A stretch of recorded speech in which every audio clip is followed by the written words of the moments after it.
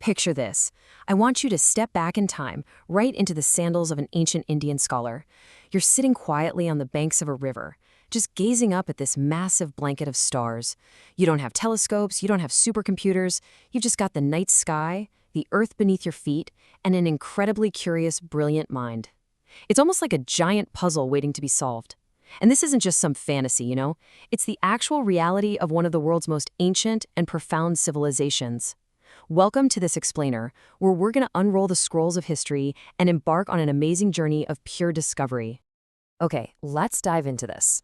Put yourself in the exact mindset of this ancient seeker of knowledge from the Indus Valley civilization. You're looking around at a world completely full of mysteries, and you're asking the exact same questions we're all still asking today. How does the universe actually work? How do we heal the ailments of the human body? What's out there way beyond the waters we can see? The absolutely wild thing here isn't just that they asked these questions, it's that they actually found the answers, literally thousands of years before we'd even call modern science existed. To truly appreciate what our scholar was dealing with, we kind of need a little context here. Think about what the rest of the world looked like over 5,000 years ago. While a lot of cultures were still essentially nomadic forest dwellers, just trying to scrape by day to day, a totally different reality was unfolding over in the Sindhu Valley.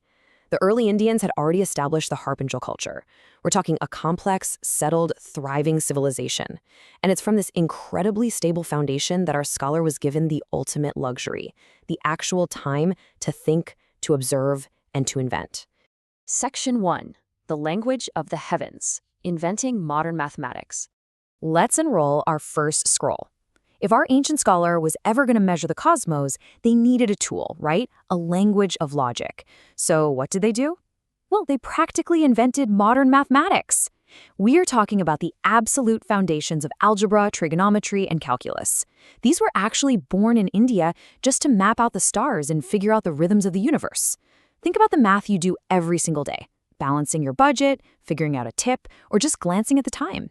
The place value system and the decimal system, those were developed in India around 100 BC. This is literally the bedrock of our numerical world. Without this ancient breakthrough, the calculations that built our skyscrapers, launched our satellites, and even programmed the device you're watching this on, they just wouldn't exist. No way. And this brilliantly illustrates just how far ahead of the curve they really were. 10 to the power of 53. Just let that sink in for a second. During the Vedic period, we're talking as early as 5000 BC, ancient Hindus were conceptualizing and using numbers this astronomically huge. They even had specific names for them. To put that into perspective, the absolute largest numbers the incredibly brilliant Greeks and Romans were using were only around 10 to the 6th. Our ancient Indian scholar was operating on a cosmic scale that just completely dwarfed the rest of the ancient world. And the coolest part, this knowledge wasn't just happening in isolation. It built up generation after generation. Our scholar definitely wasn't alone. Back in the 6th century, way before European mathematicians got there, an Indian mathematician named Buddhayana actually calculated the value of pi and laid out the concept we all know today as the Pythagorean theorem. Jump ahead to the 11th century and you've got Sridharacharya systematically using quadratic equations. It's just this continuous, unbroken chain of brilliant minds solving the universe's most complex puzzles century after century. Okay, I want you to just stop and really look at this exact number, 365.258756,484.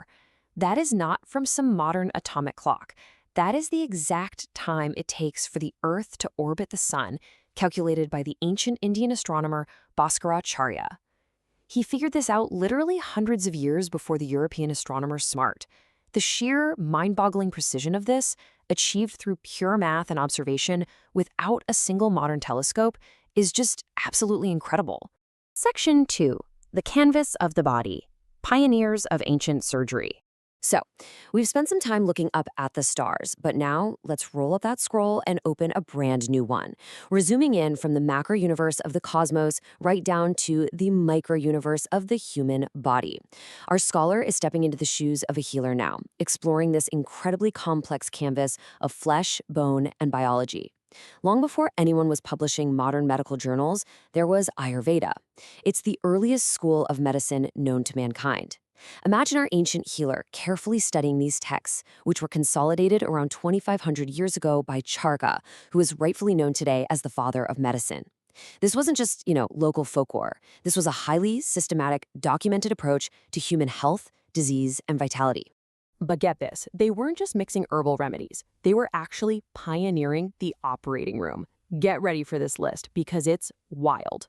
Over 2,600 years ago, a pioneer named Sushruta, the father of surgery, and his team were performing procedures that honestly sound like they belong in a modern ER. Cataract removal? Check. Fitting artificial limbs? Yep. Cesarean sections, setting complex fractures, removing urinary stones? They literally did it all.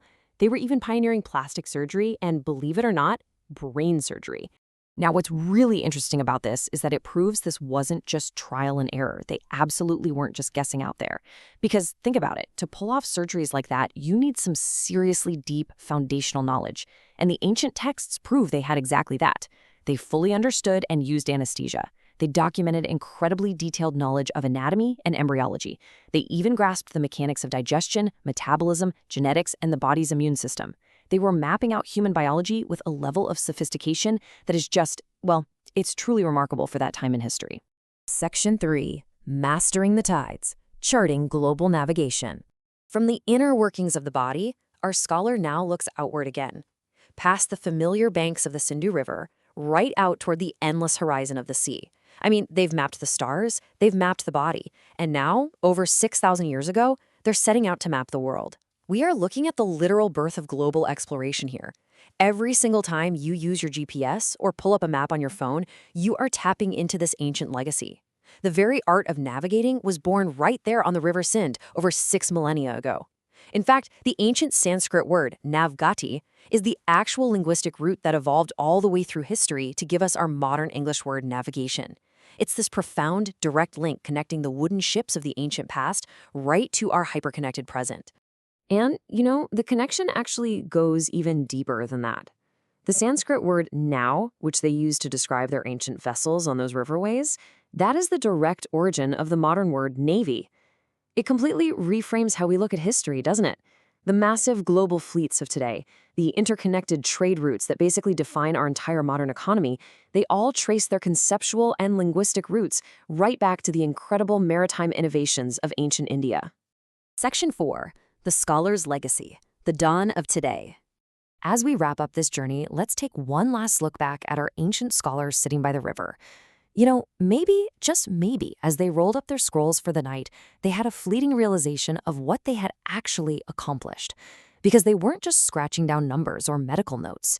The ink on those ancient scrolls was literally drafting the blueprints of the modern world we live in right now. So the crucial point is this. History isn't just a bunch of stuff that happened a long time ago in a place far away. It's alive. It is functioning all around us today. From the decimal system you suffered through in high school math, to the navigation systems getting you to work, to the advanced surgical techniques saving lives in hospitals right at this very second, these ancient Indian discoveries profoundly shape our daily reality. They are quite literally the invisible architecture of our modern lives. Which leaves us with one incredibly exciting thought. If the foundational blueprints of our modern world, our math, our medicine, our ability to travel the globe, were already being written down in ancient scrolls over 5,000 years ago, what other lost knowledge is still out there, just buried in the sands of time, waiting to be rediscovered? Keep exploring, keep questioning everything, and I'll catch you in the next explainer.